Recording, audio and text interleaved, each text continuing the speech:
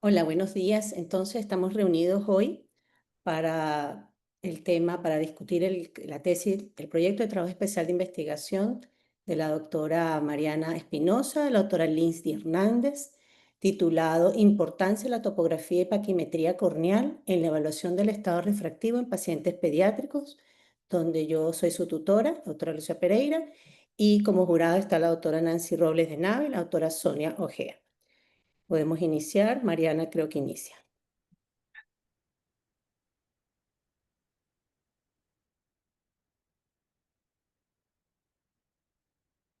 Hola, ¿ven la presentación?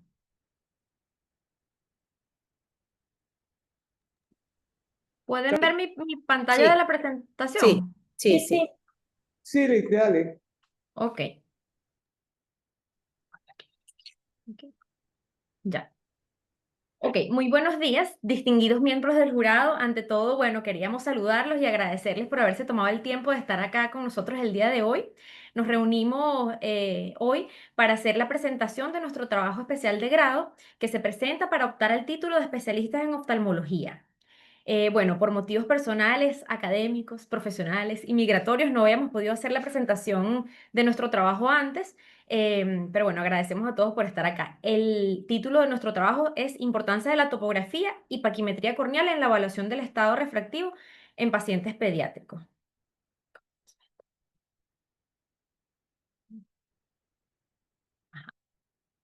Entonces, la Organización Mundial de la Salud revela que 153 millones de personas sufren de discapacidad visual ocasionada por defectos refractivos no corregidos.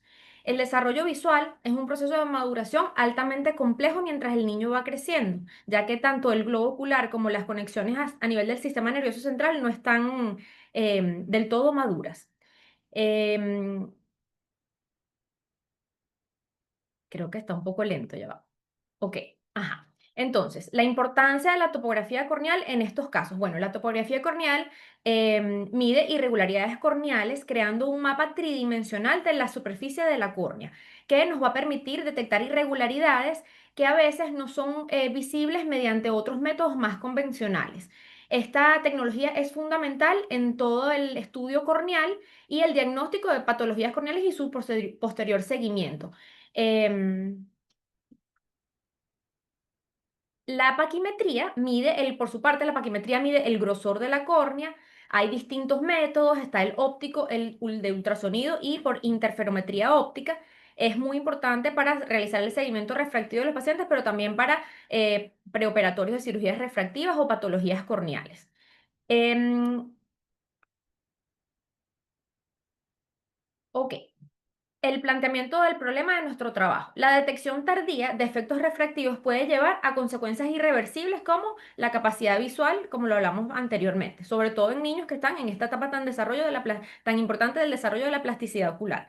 Los estudios de topografía y parquimetría permiten detectar estas irregulares antes de que nosotros tengamos cambios clínicos importantes, y esto es importante porque, bueno, podemos de esta manera facilitar el diagnóstico y la corrección de defectos refractivos antes de que estos defectos puedan ocasionar daño permanente en los niños. Hay pocos estudios enfocados en la población pediátrica, entonces eso también es un problema. Justificación e importancia. La córnea es una de las estructuras más importantes en el estado refractivo del ojo y la topografía corneal es el principal método utilizado para evaluar la superficie corneal. La mayoría de los estudios se centraron, como dije anteriormente, en adultos y faltaban para el momento de nuestra investigación y otras investigaciones dedicadas específicamente a cómo la topografía y paquimetría corneal afectaban el estado refractivo en niños. Entre nuestros antecedentes, tuvimos los antecedentes de Shukair Harp y colaboradores en 2011. Ellos propusieron que el mapa topográfico de la córnea se va modificando ligeramente con la edad y el sexo, siendo la curvatura central mayor en niñas que en niños. No encontraron relación entre el astigmatismo refractivo y el topográfico y encontraron que tiene relación con la edad y parecía estable en la infancia. No encontraron relación tampoco entre la sospecha de queratocono y la edad y o el sexo. Bernal y Reyes y colaboradores, por su parte, propusieron en cuanto al cilindro refractivo y la edad que los cilindros mayores de 2,75 y las topografías consideradas sospechosas o típicas de queratocono predominaron en los pacientes entre 10 a 15 años. Y el diagnóstico de queratocono o de su sospecha por topografía debía basarse en un conjunto de datos topográficos, también en los patrones y los índices, ya que los valores normales altos se superponían a los valores sospechosos. Y Pérez y Cambrodi y colaboradores examinaron las características biométricas del segmento anterior en unos niños de el desierto de Sahara, de los niños saharauis entre 8 y 13 años. De los valores del grosor corneal del presente grupo de niños saharauis, los niños tenían córneas más gruesas que las niñas, aunque la diferencia no era significativa. Se hallaron unas fuertes correlaciones entre el grosor corneal y el volumen corneal, así como entre los radios corneales anteriores y posteriores. Comprobaron así que el grosor corneal en niños era menor que el anteriormente reportado en niños de edades similares, pero de otras etnias.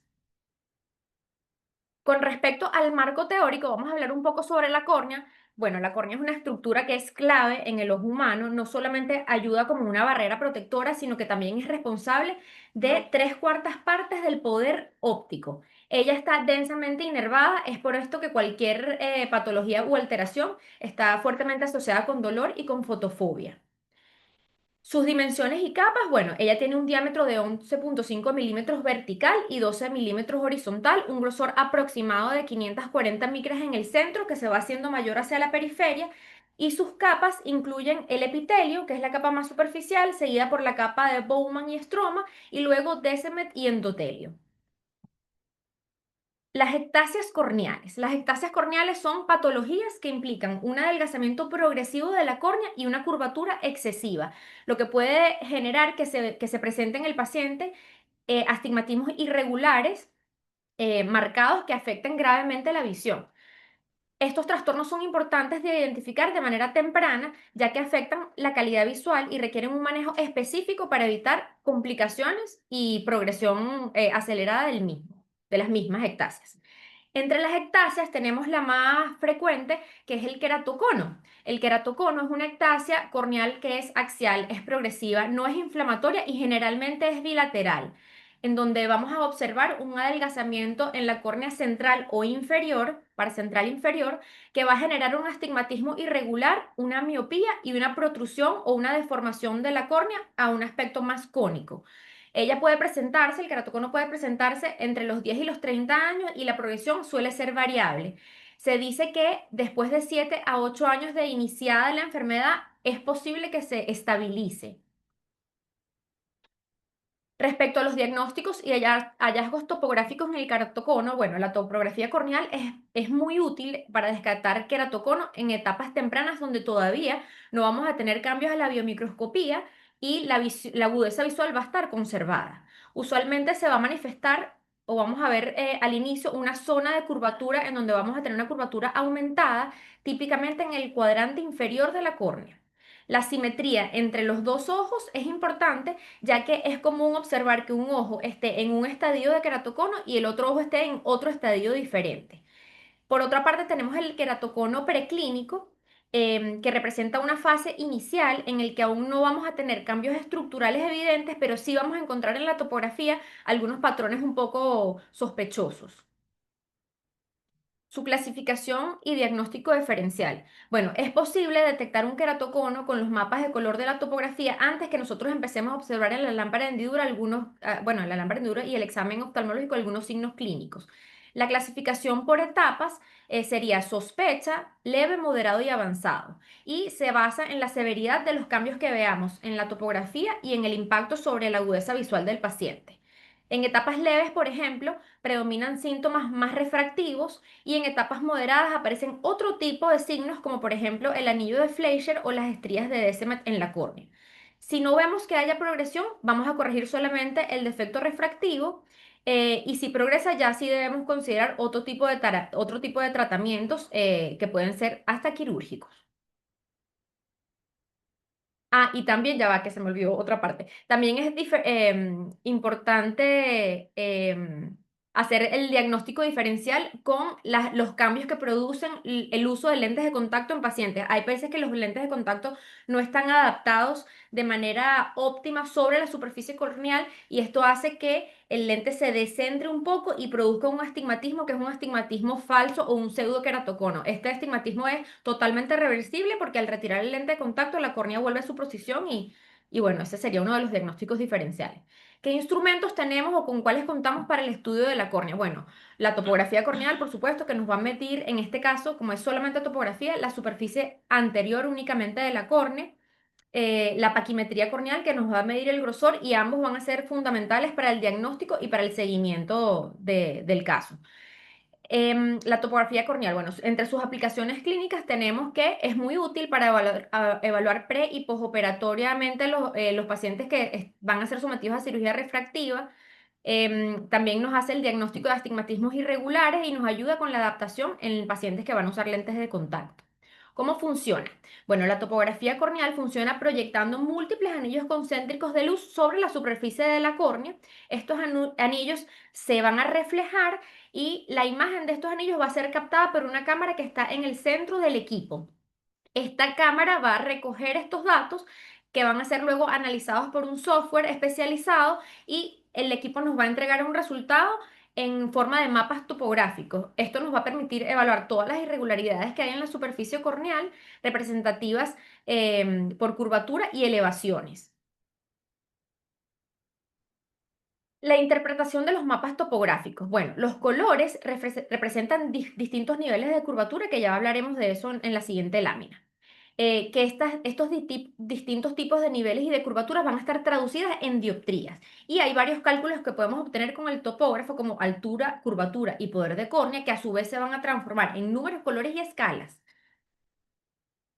Entre el tema de los colores, tenemos el mapa de código de colores, en donde vamos a tener distintos tipos de colores. Por un lado, vamos a tener los colores fríos, como violetas y azules, que nos van a hablar de curvaturas planas, potencias bajas y dioptrías bajas. Luego tenemos colores más intermedios, como verdes y amarillos, que van a hablar de curvaturas normales con potencias medias, y los peligrosos, que son los colores templados o cálidos, como naranjas y rojos, que nos van a hablar de curvaturas muy importantes y potencias altas y dioptrías altas. Generalmente los fríos y los templados o cálidos son los más importantes, y los otros van como, los colores más neutros, verdes y amarillos, van como en degradé entre estos dos colores tan importantes. Entre las escalas, bueno, en topografía corneal los mapas utilizan escalas de colores, como dije antes, para representar estas curvaturas y el poder dióptrico. Hay tres tipos de escalas. Está la escala absoluta o estándar, normalizada o relativa, y la escala ajustable. La estándar usa rangos fijos, por lo tanto te va a permitir comparar mapas entre ojos y también entre pacientes. La relativa, por su lado, ajusta los colores según los valores de cada córnea. Esto se resalta en los detalles de colores de este mapa, pero no te permite hacer comparaciones entre distintas córneas. Y la ajustable nos permite elegir los rangos y el intervalo entre colores. Pero la ajustable tiene un problema, que es que si los intervalos los ponemos muy amplios, perdemos detalles. Y si los intervalos los ponemos muy cortos, podemos tener irregularidades corneales que en realidad no tienen importancia clínica, como sobredimensionadas. Nos puede dar errores como falsos positivos. Existen unos índices topográficos cuantitativos. La interpretación visual que el explorador hace de las topografías y de los mapas de colores de la topografía suele ser un poco subjetiva. Por eso se crearon algunos índices o parámetros cuantitativos que nos permitían estudiar todas las características de estas curvaturas corneales y de la superficie corneal también, de la calidad de la superficie corneal, de manera más objetiva. Entre ellos, los más importantes son los que están en esta primera lámina. Entre ellos tenemos el SIMK, que es la keratometría simulada. Este parámetro nos indica el índice que indica el poder en el eje, tanto el eje mayor, que es el SIMK1, y el eje menor, que es el SIMK2. La diferencia que haya entre estos dos valores nos va a otorgar el poder cilíndrico de esta córnea. Ese es el único parámetro que nos habla de poder. Todos los otros parámetros nos hablan de calidad y de regularidad de superficie corneal. Entonces, luego tenemos el SRI, que es el índice de regularidad superficial que nos va a medir la fluctuación de potencia de la córnea punto a punto. Es útil para predecir el funcionamiento óptico de la superficie anterior de la córnea y sus valores normales es cuando están menores a 0,5. El SAI, que es el índice de asimetría superficial, es la suma valorada centralmente de las diferencias de poder corneal entre puntos. Cuando el valor se aproxima a 0, esto nos dice que no hay, o sea, que la superficie corneal está simétrica y mientras él más se va alejando del cero es que la superficie corneal está más irregular y puede ser muy útil para medir el proceso de enfermedades corneales como el queratocono. Por último, tenemos el PVA, que es súper importante, que es la agudeza visual esperada. Em, ella nos habla o nos define las variaciones de la agudeza visual y nos las entrega expresadas en unidades de Snellen. Y es muy dependiente de los últimos dos valores que habíamos leído, que es el SRI y el SAI. Hay otros valores o índices topográficos cuantitativos, como el de excentricidad corneal, el factor de la forma, el factor de la asfericidad, el poder esferoequivalente y el SI. Ese es muy importante, es el único del que voy a hablar, que habla de las asimetrías superiores e inferiores.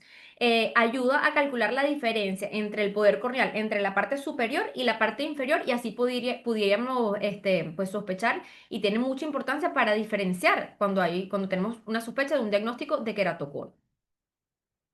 Ok, vamos a irnos con la interpretación de la topografía corneal. Bueno, en la interpretación de la topografía corneal, los mapas de colores no representan una elevación directamente, sino que corresponden a valores de curvaturas corneales. Los tonos más cálidos, como ya hablamos, representan mayor curvatura, los fríos áreas más planas.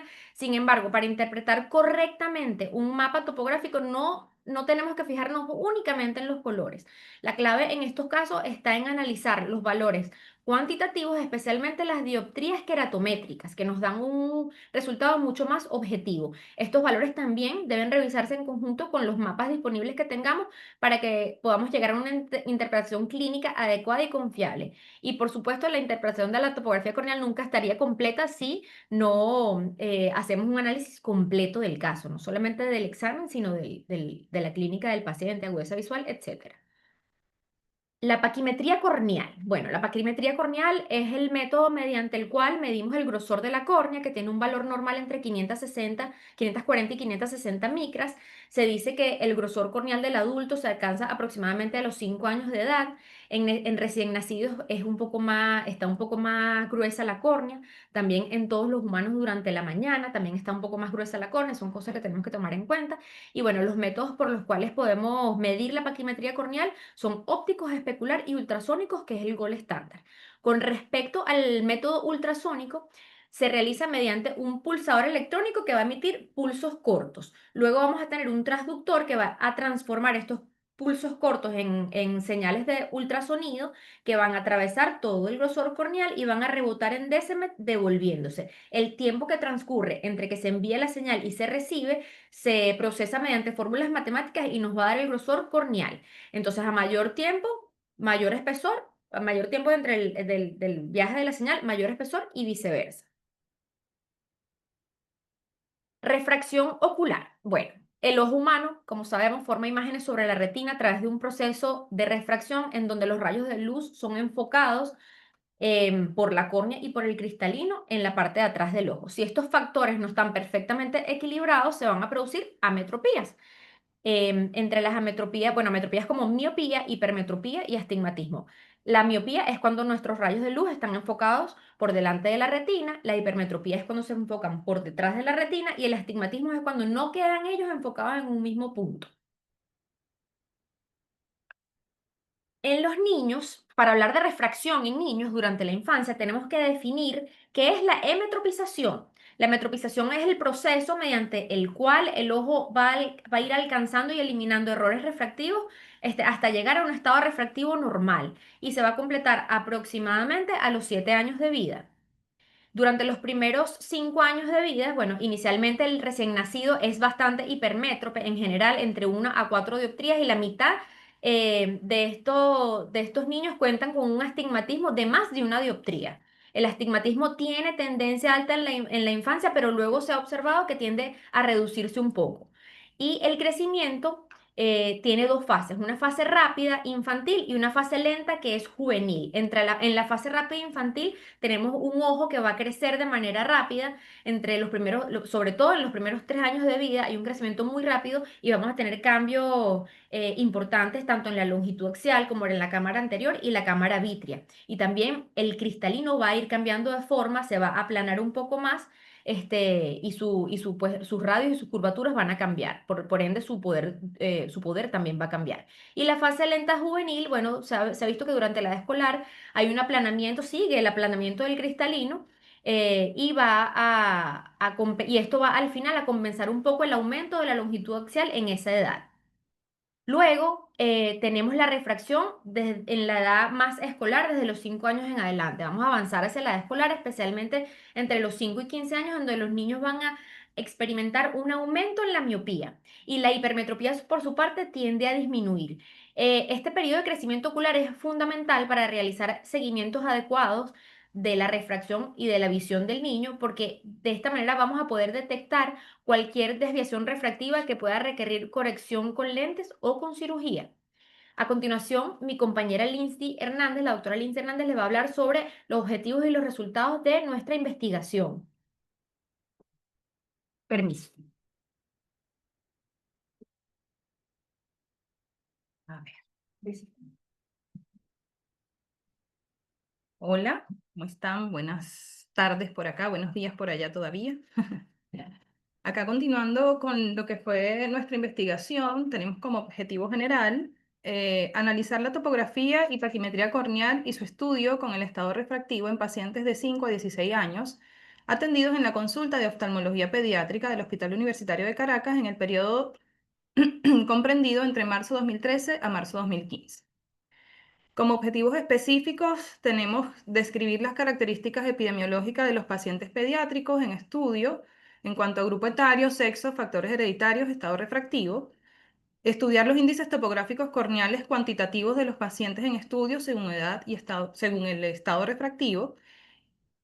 Como tercer objetivo específico tenemos cuantificar la paquimetría corneal de los pacientes según el estado refractivo y por último relacionar estos índices topográficos y la paquimetría corneal de los pacientes estudiados con la edad, sexo y estado refractivo. En cuanto a los aspectos éticos, este estudio es un tipo de investigación sin riesgo, ya que no se realizará ninguna intervención ni modificación de las variables de los individuos que participan en el mismo. Se emplearán métodos de análisis documental de las historias médicas con permiso concedido por la dirección del Hospital Universitario de Caracas, asimismo con permiso del Comité de Ética y de Investigación y de la Coordinación del Servicio de Oftalmología del hospital, asegurando que la privacidad y los datos del paciente sean confidenciales. Perdón.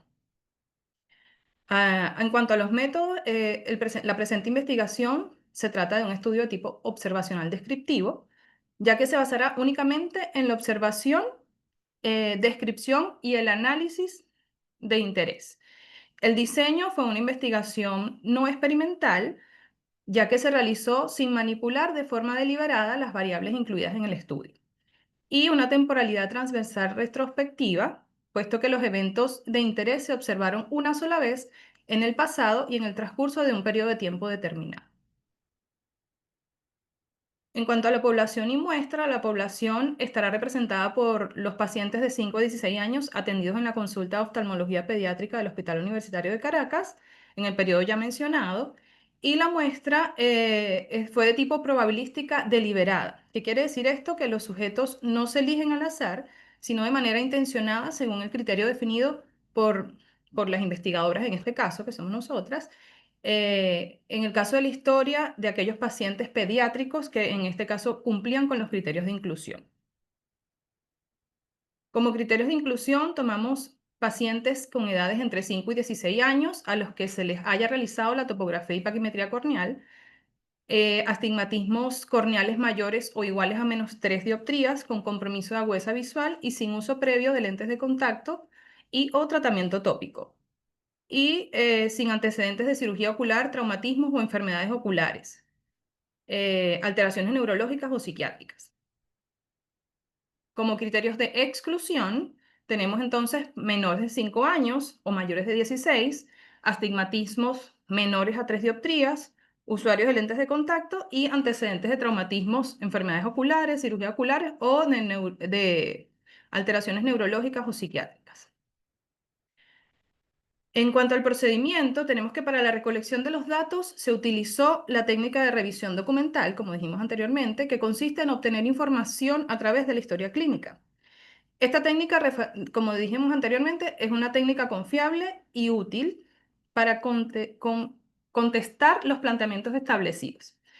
Los datos fueron llevados a una ficha de registro que fue diseñada previamente de manera de que su llenado fuera lo más sencillo y lo más preciso posible, para luego realizar la operacionalización de las variables que se incluyeron en este trabajo, como lo fueron, aquí la tenemos, como la edad, el sexo, los índices topográficos, el estado refractivo y la paquimetría corneal.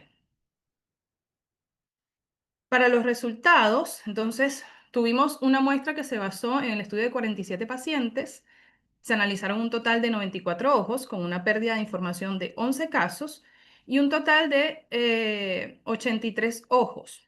¿Okay? Se consideró evaluar la muestra en base a la totalidad de ojos, ya que no hubo diferencia en cuanto a la lateralidad. Para la distribución del sexo, el sexo que tuvo mayor frecuencia fue el sexo masculino con el 53.3% y el femenino por su parte un 44.7%. La distribución por rango de edad, el grupo etario que tuvo la mayoría representativa fue con un 57.4% los pacientes del grupo etario entre 6 a 10 años de edad, seguido por los pacientes de 11 a 16 años con un 36.2% y un porcentaje mínimo de los niños menores de 5 años con un 6.4%. En cuanto a la distribución por astigmatismo, del total de ojos evaluados, se encontró astigmatismo miópico en el 33.7% y astigmatismo hipermetrópico en el 66.3%, o sea, fue mayor el hipermetrópico en este caso. Aquí se relacionó se relacionó entonces la edad, el sexo con la presencia de astigmatismo miópico. En el caso de la edad, déjenme mostrar acá un poquito. A ver si puedo poner el puntero. En el caso de la edad, la distribución fue relativamente homogénea, con un astigmatismo miópico que presentó mayor frecuencia en los pacientes entre 6 a 10 años, con un 50%, seguido con el grupo de 11 a 16 años con el 39.3% y obviamente menos pacientes de menores de 5 años, de 5 años, con un 10.7%. En cuanto al sexo, sí se evidenciaron, diferencias significativas, con un 75% para el sexo femenino, en contraste con un 25% del sexo masculino. Por otra parte, se relacionó estos mismos parámetros, pero ahora con el astigmatismo hipermetrópico. Se halló diferencias en cuanto al sexo, no se halló, perdón, diferencias en cuanto al sexo, y la distribución etaria fue representada con mayor concentración en pacientes entre los 6 y 10 años de edad, con un 60%, seguido de el grupo etario de 11 a 16 con un 33.3% y el grupo de 5 años con un 5.9%. Aquí tenemos entonces que al comparar las medidas relacionadas de los índices 5A1, 5A2, SAI, SRI, para la presencia de astigmatismo miópico, se pudo evidenciar que tuvieron mayor elevación de 5A1, 5A2 al ser comparados con pacientes que no tenían esta patología. De igual manera, se evidenció incremento de los índices de regularidad corneal, como el SAI y SRI, en pacientes que tenían astigmatismo miópico en comparación con los que no lo presentaban.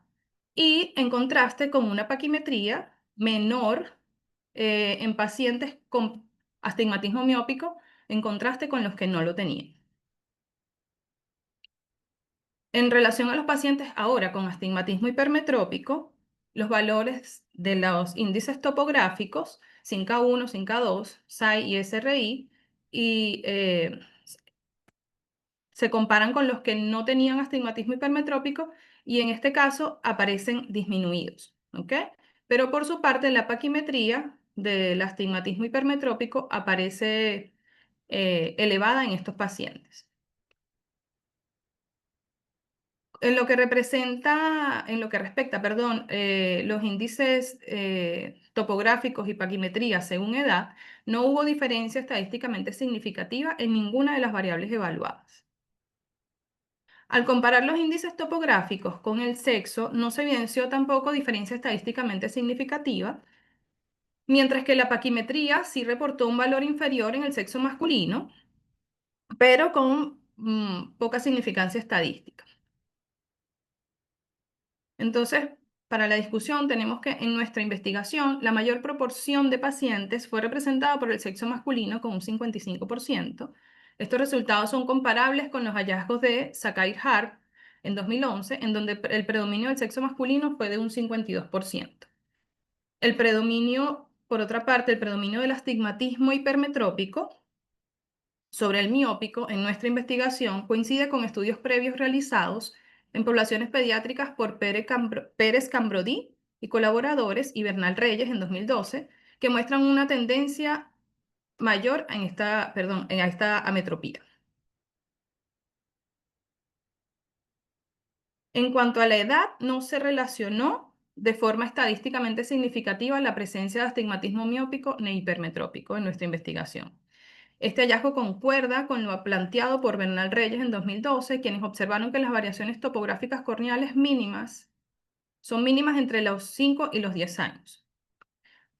Por otro lado, se evidenció una asociación significativa entre el sexo femenino y el astigmatismo miópico en un 75% en nuestro estudio. Dicho resultado coincide con los reportes de Sakai Harp en 2011, quienes describen una mayor tendencia al sexo femenino en un 80%. En cuanto al astigmatismo miópico, los pacientes con esta patología presentaron valores significativamente más elevados de índices topográficos cuantitativos y menor paquimetría central.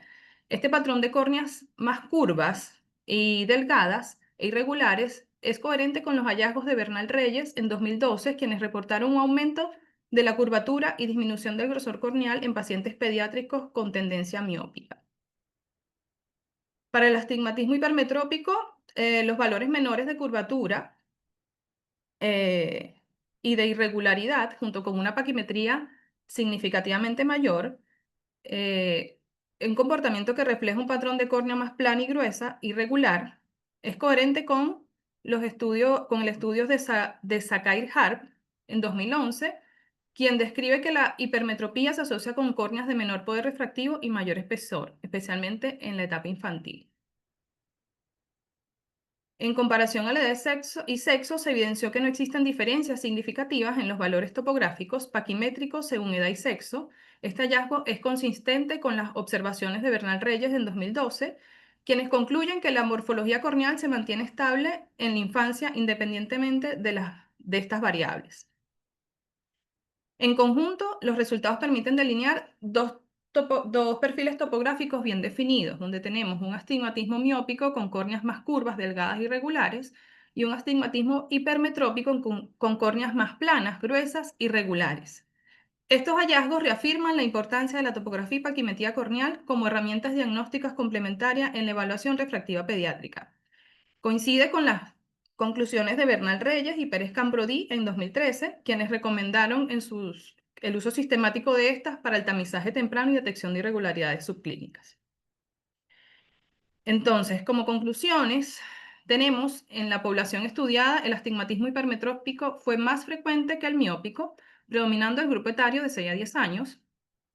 El sexo femenino mostró mayor predisposición al astigmatismo miópico, mientras que el hipermetrópico presentó diferencias por distribución de sexo ni edad. Los pacientes con astigmatismo miópico evidenciaron una córnea más curva, delgada e irregular, con valores significativamente mayores de 5A1, 5A2, SAI y SRI y una paquimetría reducida. Los pacientes con astigmatismo hipermetrópico, por su parte, presentaron córneas más planas, gruesas, regulares, con valores menores de curvatura y asimetría corneal. No se encontraron diferencias significativas en los parámetros topográficos o paquimétricos al comparar por edad, sexo, lo que sugiere estabilidad morfológica y corneal en la infancia. y los resultados respaldan el uso sistemático de la topografía y paquimetría corneal en el estudio refractivo pediátrico como herramienta complementaria al examen clínico tradicional. Como aportes y proyecciones, entonces podemos decir, tenemos incorporar la evaluación topográfica y paquimétrica en la rutina de consultas pediátricas, oftalmológicas, especialmente en casos de astigmatismos altos o agudeza visual no corregible. Otro aporte que incluimos en el trabajo fue implementar, protocolos de tamizaje visual escolar que incluyan estudio corneal básico para la detección precoz de irregularidades morfológicas. Realizar estudios longitudinales que evalúen la evolución de los parámetros topográficos desde la infancia hasta la adolescencia, con especial atención a los casos de astigmatismo miópico y especial interés en la detección del queratocono subclínico. Promover el uso de equipos de alta resolución como el Pentacam o Scan, que permitan analizar la cara posterior corneal y mapas de paquimétricos tridimensionales, mejorando la sensibilidad diagnóstica. Este trabajo constituye una base científica local para los protocolos de tamizaje visual en niños y optimizar el manejo refractivo temprano, contribuyendo así a prevenir las discapacidades visuales evitables en edades del desarrollo. Ya para culminar, como es bien sabido por todas, esta tesis fue elaborada hace aproximadamente 10 años, en una época en la que la topografía y la paquimetría corneal empezaban a consolidarse en ese momento como una como una herramienta para la evaluación refractiva de pacientes pediátricos. En su momento, los aportes y recomendaciones que aquí ya acabo de nombrar nos hace sentir que fue significativo, ya que hoy en día, una década después, resulta gratificante comprobar que muchas de esas sugerencias son parte hoy en día de protocolos actuales de tamizaje visual y detección temprana de patologías corneales. Las estrategias de prevención y de la ambliopía son parte también de estas recomendaciones que se hicieron en su momento y que hoy en día han logrado tener mayor presencia en nuestra consulta. Entonces, esto demuestra la validez y la proyección clínica de los hallazgos obtenidos hace 10 años en nuestra investigación. Solo quien intenta lo absurdo alcanza lo imposible y juntos lo hicimos posible.